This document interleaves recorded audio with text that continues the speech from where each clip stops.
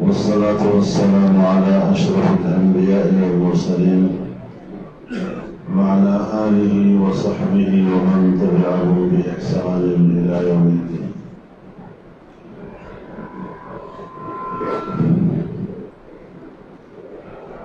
سب سے پہلے میں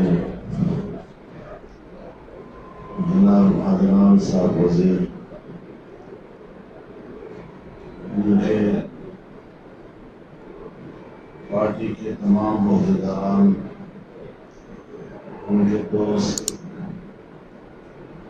جو آپ جمعیت علماء اسلام میں باقاعدہ شامل ہو رہے ہیں ان کو خوش آمدید کہتا ہوں اور اس مبارک فیصلے پر ان کو مبارکباد پیش کرتا ہوں۔ اللہ تعالیٰ ان کے اس فیصلے کو قبول فرمائے اور اسے اسلام اور جمعیت علماء اسلام کی قوت کا ذریعہ اور سبب بنائے۔ اس حوالے سے جناب اکرم درانی صاحب نے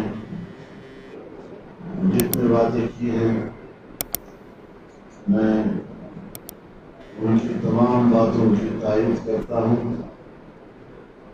یقیناً یہ بات سب دنیا کہتی ہے کہ خیبر پختونخوا میں بنو جمعیت علماء اسلام کا ناقابل تصویر علاقہ ہے اور انشاءاللہ العزیز ناقابل تصویر کا ٹائٹل بنو کے عوام انشاءاللہ العزیز جمعیت علماء اسلام کے حق میں ہمیشہ زندہ اور تابندہ رکھے۔ میرے محترم دوستو،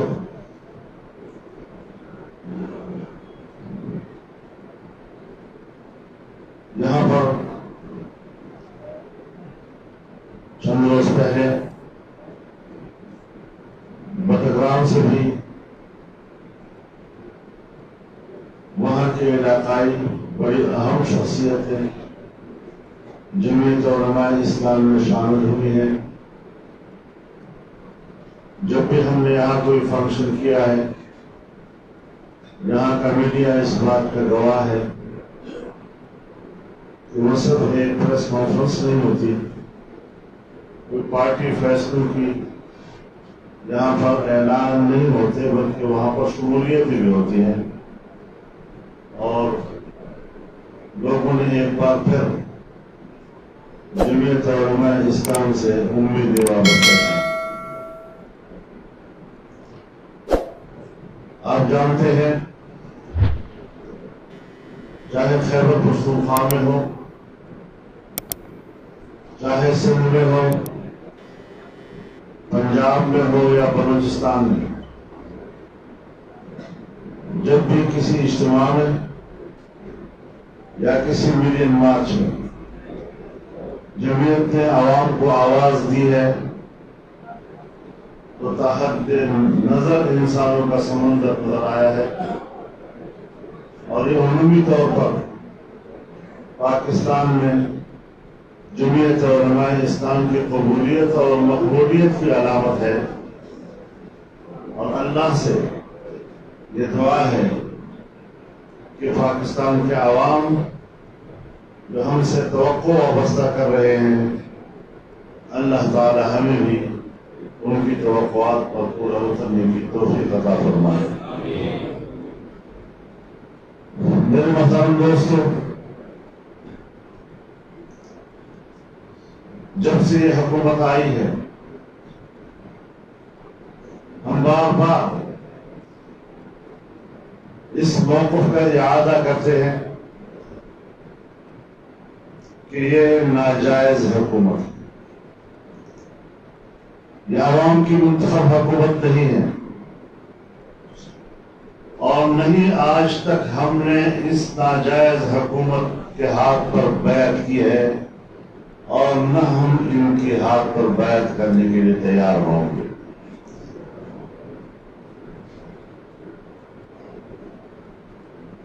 ہمارے لیے تشویش کی بات یہ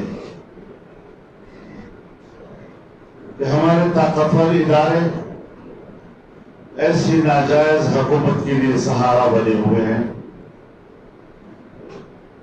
ہمیں اداروں کی عزت و توقیر عزیز ہے. ہم چاہتے ہیں ادارے طاقتور رہیں، عوام کے اندر ان پر اعتماد ہو، عوام کی تائید و حمایت ان کو حاصل ہو. لیکن اگر وہ اس طرح کی ناجائز حکومت کی پشتیبانی کریں، ان کو سہارا دیں، تو پھر وہ خود اپنے امیج کو خراب کر رہے ہیں. وہ عوام میں اپنے اعتماد کو خود ختم کر رہے ہیں. تو ہم پہ ذمہ داری نہیں آئے گی. ہم نے جو سچ کہنا تھا، جس سچ کے لیے ہم نے جو کچھ کرنا تھا، ہم بہت کچھ کر چکے ہیں اور ایک فرض ادا کر چکے ہیں. آگے بھی انشاءاللہ اسی جدوجہد کے ساتھ آگے بڑھیں گے. لیکن مجھے تعجب اس بات پر ہے کہ جو حکومت خود دھاندلی سے آئی ہے، آج وہ حکومت ہمیں آئندہ الیکشن میں ایسے اصلاحات کرنے کے لیے قانون سازی کر رہی ہے کہ جس سے انتخابات کو شفاف قرار دیا جا سکے. آپ مجھے بتائیں کہ جو آدمی چور ہو، کیا وہ چور اپنے گھر اپنے محلے کی رکھوالی کے لیے کوئی اس کو رکھ سکتا ہے؟ ہم ووٹ چوری کرنے والوں اور دھاندلی سے حکومت کرنے والوں کے ہاتھوں سے انتخابی اصلاحات قبول نہیں کریں گے.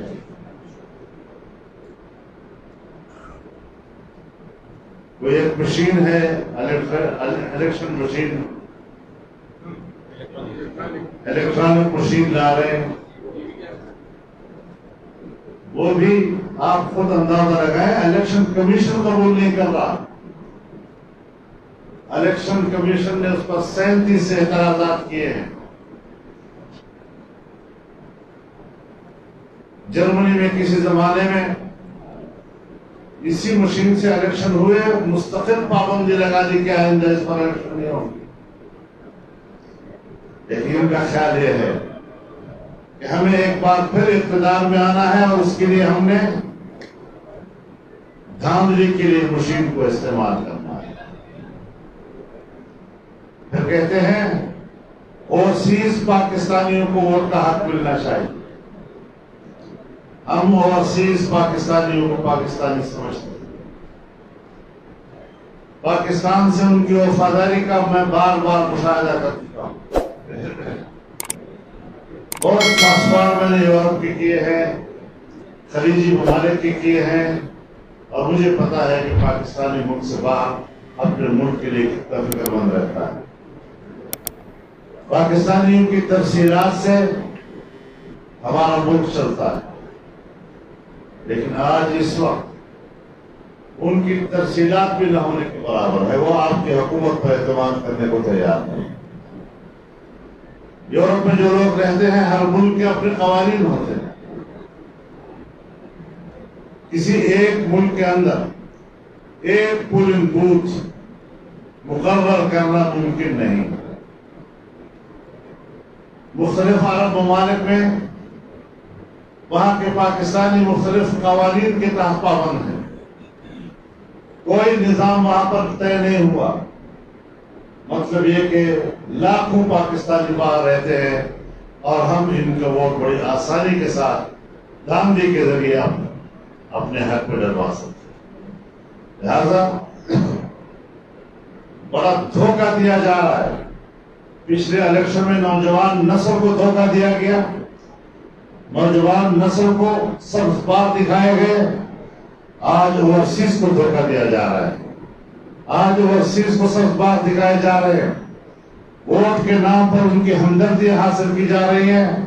لیکن ووٹ کے نام پر جھانسا دیا جا رہا ہے، ایک ایسے جال میں ان کو پھنسایا جا رہا ہے کہ کل وہ پیٹیں گے اور یہ صرف ان کا مذاق اڑائیں گے، اس سے آگے ان کو کچھ نہیں ملے گا۔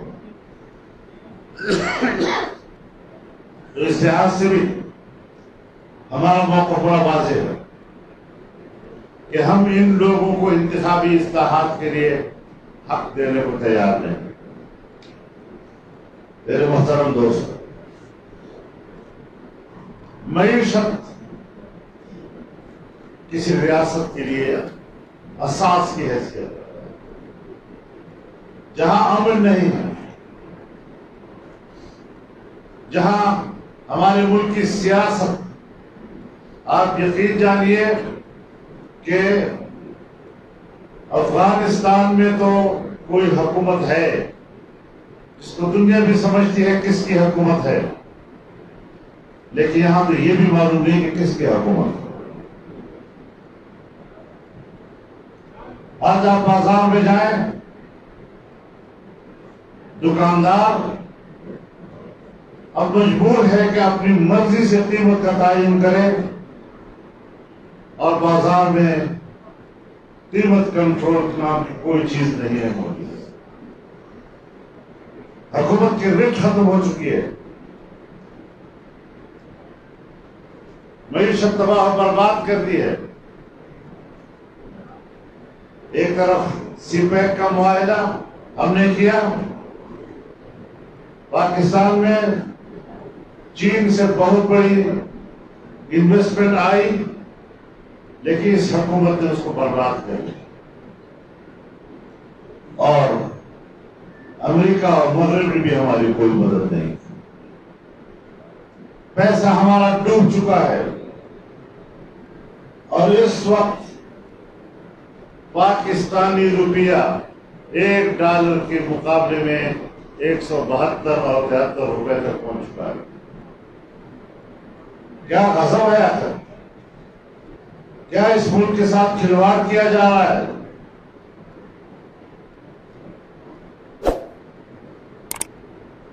عام پاکستانی آج اپنے بچوں کے بھوک کو دیکھنے کے لیے تیار نہیں ہے، اور پھر اپنی زندگی سے ہاتھ دھو بیٹھتا ہے۔ دنیا ہمارے ساتھ کاروبار کرنے کو تیار نہیں ہے، دنیا ہمیں مدد دینے کے لیے تیار نہیں ہے، اور ہم ہیں کہ جھوٹے دعوے لوگوں کو دکھا رہے ہیں کہ بہت کامیابیاں ہو گئی، بہت کامیابیاں ہو گئی۔ میں تمام لوگوں سے کہنا چاہتا ہوں کہ کچھ تو ذرا اپنی ماضی کی طرف دوڑو۔ کسی وقت ہمارے موقف کو بڑا سخت کہا گیا، بہت سے ہمارے اینکروں نے ہمارا مذاق اڑایا، عام لوگ اپنی مجلسوں میں سمجھتے تھے کہ ہماری کوئی ذاتی جنگ ہے۔ آج دنیا مشاہدہ کر رہی ہے کہ ہم نے جو موقف اختیار کیا تھا حرف بحرف صحیح ثابت ہو رہا ہے۔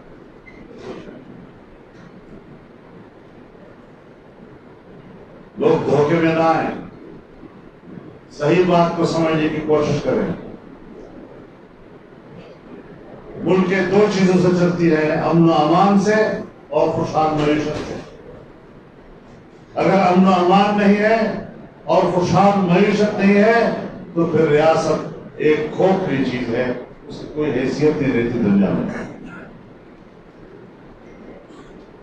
اس لحاظ سے ہمیں سوچنا چاہیے، ہم نے کبھی قوم کی غلط رہنمائی نہیں کی، ہم نے کہا فاتح کا انضمام مت کرو، یہ وقت نہیں ہے ابھی اس کا۔ کیا جلدی تھی اس وقت ہمارے اتحادی کی ہم، میں نے اس سے بھی اختلاف کیا تھا، میں نے پارلیمنٹ میں برملا اپنے موقف کا اظہار کیا تھا، لیکن آج ہمارا پورا قبائل پریشان ہے، سمجھ میں نہیں آ رہا اس سے کہ ہم کس نظام کے تحت زندگی گزار رہے ہیں۔ نہ پاکستانی قانون وہاں جا سکا، نہ پاکستان کا انصاف وہاں جا سکا، نہ پاکستان کا پیسہ وہاں جا سکا۔ جو ہم نے ان سے وعدے کیے تھے، ایک سال میں ہم نے ان کے ساتھ 100 ارب روپیہ کا وعدہ کیا تھا، اور 10 سال تک ہر سال 100 ارب دینے کا وعدہ تھا۔ آپ بتائیں گزشتہ 3-4 سالوں میں ان کو اب تک کتنا پیسہ ملا ہے؟ میرے خیال میں 50 اور 60 ارب کے درمیان ملا ہے 3-4 سالوں میں۔ کہاں خرچ ہوا؟ کس کے ہاتھوں خرچ ہوا؟ یہ بھی مستقل بحث ہے کہ جب ہم یہ بات کرتے ہیں تو قبائلی ہم سے پوچھتا ہے کہ یہ پیسہ تو کہاں گیا ہے؟ ہمیں قبائل میں نظر نہیں آ رہا یہ پیسہ کس کے ہاتھ میں جاتا ہے۔ تو اپنے ملک کے عوام کے لیے مشکل زندگی تلاش کرنا، یہ کامیاب حکومت نہیں ہوا کرتی۔ ہاں، کبھی آپ مشکل فیصلے کرتے ہیں تو پھر مشکل حالات سے آپ قوم کو آگاہ بھی کرتے ہیں، اور پھر قوم لحاظ بھی کرتی ہے۔ قوم کو پتا ہوتا ہے ہاں ایسے حالات ہیں، لیکن آپ کب تک یہ صورتحال؟ لہذا اس حوالے سے کیا دنیا میں کیا ہو رہا ہے؟ کبھی وکی لیکس آتے ہیں، کبھی پاناما آتے ہیں، ابھی کوئی اور پنڈورا کھلا ہے، اور ایک نئی چیز ہم لوگ آج یہی بات کر رہے ہیں۔ آپ کا تمام میڈیا آج پنڈورا پہ مصروف ہے، اور پھر پنڈورا پہ بات کر رہے ہو۔ پاناما کہاں گیا؟ ایک مصیبت آتی ہے دوسرے کو بھول جاتے ہو۔ پورا پاناما لیکس، آف شور کمپنیوں کی تفصیل ایک اور صرف ایک نواز شریف کے لیے تھی۔ ہمارے اپنے صوبے کے وہ خاندان جن کے 34 آف شور کمپنیاں ہیں، ان کو تو پوچھا ہی نہیں گیا۔ ہمیں تو انتظام ہی نہیں آتا، اور اب ایک نئی چیز آ گئی، کتنے جرنیل اس میں، کتنے بیوروکریٹس، اور موجودہ حکومت خود عمران خان، خود اس کی کچن کیبنٹ، سب کے سب اس حمام میں سب ننگے، لیکن یہ نہیں معلوم کہ کس مقصد کے لیے کیا گیا۔ اب دنیا میں سیاست صرف سرمایہ کی ہوگی، نظریات کی سیاست نہیں ہوگی۔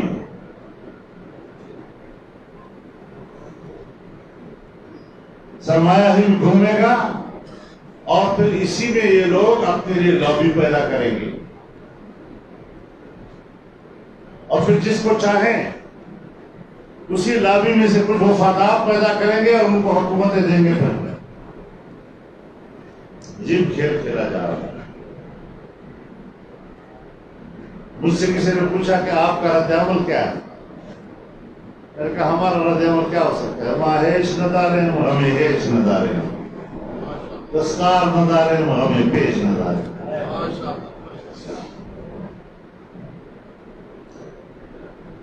یہی وہ سرمایہ داریت ہے، یہی وہ ناجائز اور مراعات کے نتیجے میں حاصل کی گئی دولت ہے، جس نظام کے خلاف میرے اکابر نے بر صغیر پاک و ہند کی آزادی کی جنگ لڑی تھی۔ آج پھر اسی نظام اور اسی نظریے کے علامات اور خطبخار دنیا کے سامنے ظاہر ہو رہے ہیں۔ اسی سرمایہ کے ذریعے قوم کو غلام بنایا جاتا ہے، اور میرے تو سیاست کی غلام گردشوں میں 40 سال ہو گئے آوارہ گردی کرتے کرتے، سب کچھ جان چکے ہیں ہم کہ دنیا میں کیا ہو رہا ہے اور کون کیا کر رہا ہے،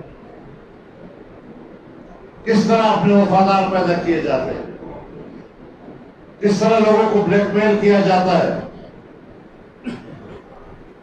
और जिसने सबसे ज्यादा चोर चोर का शोर मचाया, आज इस पंडोरे में सबसे ज्यादा चोर वही निकले। और मैंने किसी जमाने में कहा भी था कि भाई आप दूसरों को चोर चोर कह रहे हैं, खुद तेरा सारा टब्बर चोर है।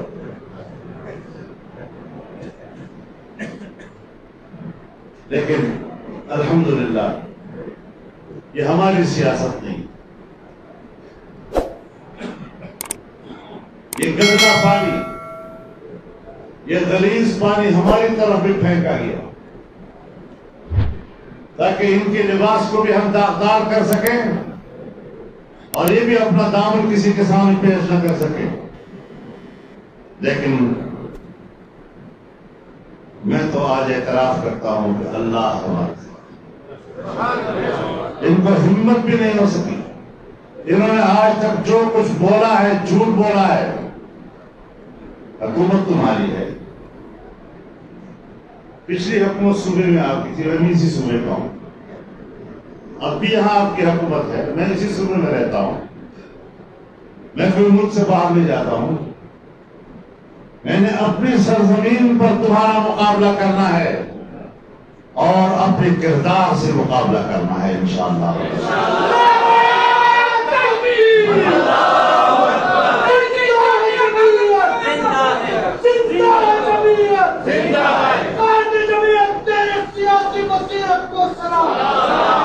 अल्लाह ताला हमें अपने हिफ्ज़ व अमान में रखे। ये हर भी कामयाब नहीं हो सकती। हमें भी नोटिस दिए गए, हमने मुंह पे मार दिया। जरूरत कैसी की है हमें नोटिस देने की? ये आपकी जो मीडिया के लोग हैं ये इस वक्त बड़े उसूल पसंद हो जाते हैं। ये नोटिस तो कानून का तकाजा है, आप कानून से टकरा रहे हैं। मैंने कहा जो कानून बहैसियत शहरी के मेरी इज्जत व नामूस का तहफ़्फ़ुज़ नहीं कर सकता, मैं ऐसे कानून की इज्जत नहीं करूंगा। कानून मेरी इज्जत को बचाने के लिए, मेरी इज्जत के तहफ़्फ़ुज़ के लिए है।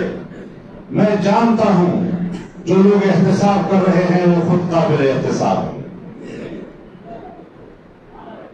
इनको क्या हक हासिल है कि वो हमारा एहतिसाब करें?